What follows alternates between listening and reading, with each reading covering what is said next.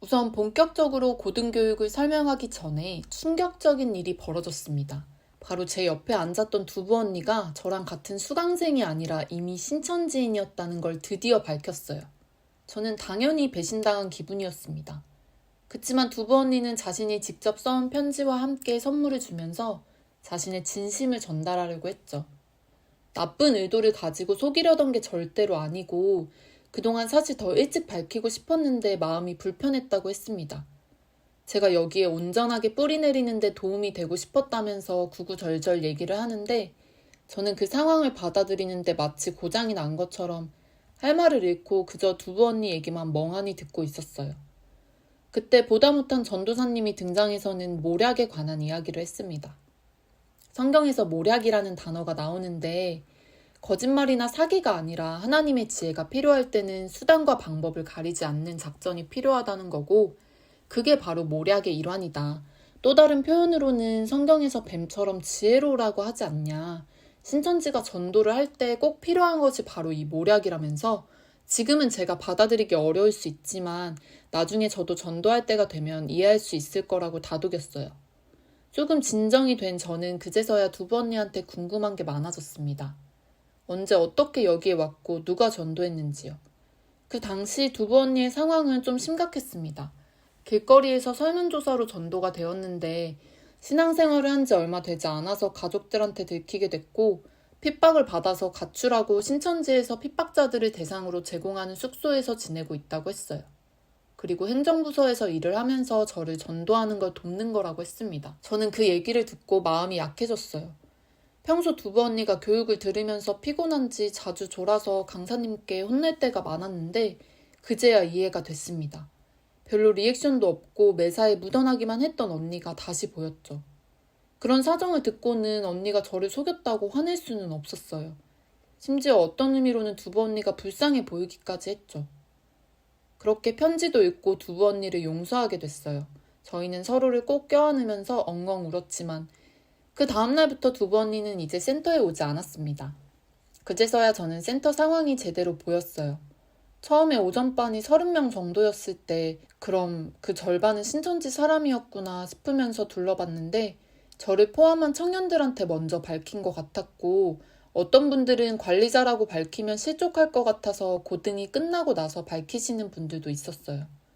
그마저도 배신감에 여기가 신천지라고 밝혔을 때보다 더 충격을 받아서 떨어져 나간 수강생들도 꽤 있었습니다. 무튼 저는 그날 이후로 더 자극을 받아서 맨 앞자리에 앉아서는 고등과정에 더욱더 집중했어요. 요한계시록 강의를 나가기 앞서서 우선 계시라는 말의 의미를 알아야 하는데요. 계시는 열어서 보인다는 뜻이고 계시록은 열어서 보여준 것들을 기록한 책이라는 뜻이었어요. 그럼 도대체 뭘 열어서 누가 누구한테 어떤 내용을 보여주느냐? 예수님이 다시 와서 사도 요한이라는 사람을 택해서는 이제 곧 일어날 일을 보여주고 지시하신 내용이었죠. 계시록을 포함한 예언서 대부분은 거의 모든 내용이 알쏭달쏭한 수수께끼처럼 비유로 되어 있는데 바로 예수님이 택해서 계시를 보여준 사도 요한한테는 이런 비유 내용뿐 아니라 이 시대에 앞으로 벌어질 모든 일들을 명백하게 알려준 거였어요. 그래서 저를 포함한 수강생들이 이전 교회에서는 들어보지도 못했던 내용들을 우리가 센터나 이전의 복음방 과정에서 배울 수 있던 거라고 했습니다. 그러니까 총회장이 사도 요한이라는 게 아니라 마치 사도 요한격 목자로서 예수님의 말씀을 대언하는 사람이라는 거였죠. 계시록의 내용을 핵심만 간추리면 제가 이전에 말씀드렸던 배멸구 이론에 의해서 예수님이 이 시대에 택한 7별로 불리는 목자들이 있었는데 그들은 또 배신했고 사탄 마귀와 하나가 되어 멸망을 당하니까 다시 구원의 역사를 시작하기 위해 사도 요한을 택한 거였습니다.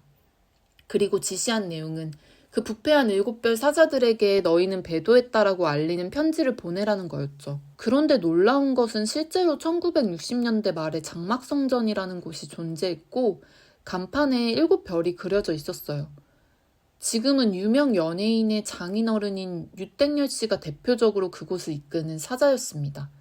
그리고 실제로 이만희 총회장이 그들에게 200여 통에 가까운 편지를 보냈다는 기록을 보여줬어요. 이미 이루어졌던 과거의 사진들을 보여줬는데 저를 포함한 수강생 모두는 웅성웅성거리며 신기해했죠. 정리하면 이제 사도 요한과 같은 총회장을 통해 새 이스라엘 12지파 14만 4천 명을 창조한다는 내용이었어요. 신천지는 예수교 증거장막 성전으로 1984년 3월 14일에 창립되었고, 중요한 건 22장의 계시록 내용이 순서대로 이루어지는 게 아니라 이미 이루어진 것도 있고 우리가 지금 이뤄가는 과정이라는 거죠.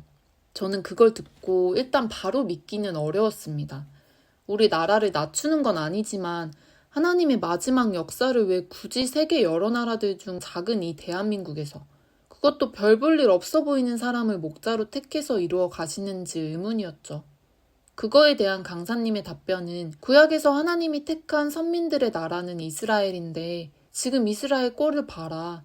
그들은 6,000년 전 하나님이 택한 민족이라며 선민의식에 빠져서 2,000년 전 예수님을 죽였고 이제는 끝난 나라다. 그치만 하나님께서 우리나라를 새 이스라엘로 선택한 이유가 있다며 우리나라와 이스라엘과의 유사성을 설명했습니다.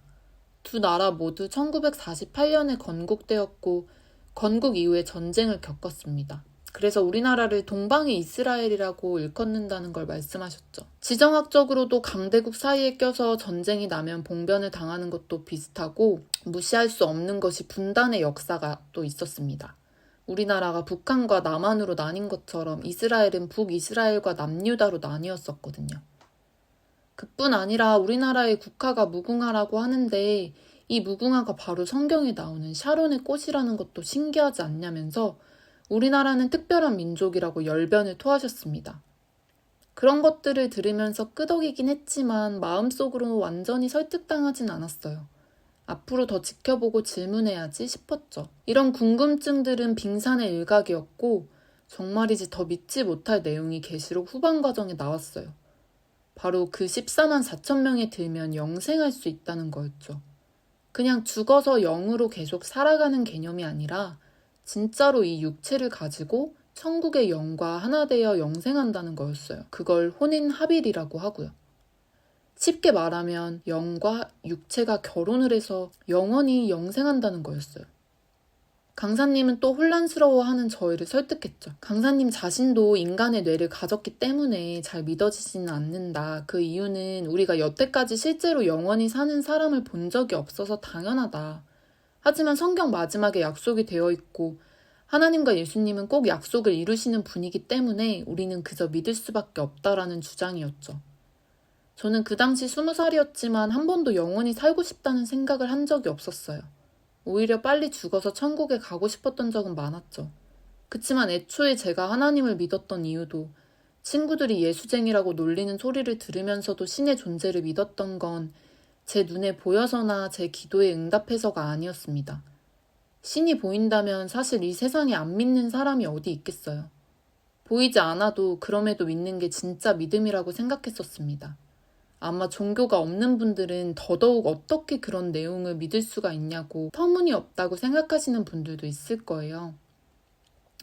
인디언 속담 중에 이런 말이 있습니다. 그 사람의 신발을 신고 오랫동안 걸어보기 전에는 그 사람을 비판하지 말라. 만약 이 영상을 보시는 분들 주변에 소중한 사람이 신천지나 다른 사이비 종교에 빠졌을 때 바보 멍청이 취급을 하거나 강제 개종교육을 먼저 생각하지 마시고 부디 그 사람의 입장이 되어서 한 번이라도 이해해보려고 노력해주세요. 영상이 너무 길어져서 마지막 센터 이야기는 다음 에피소드에서 말씀드리겠습니다. 시청해주셔서 감사합니다.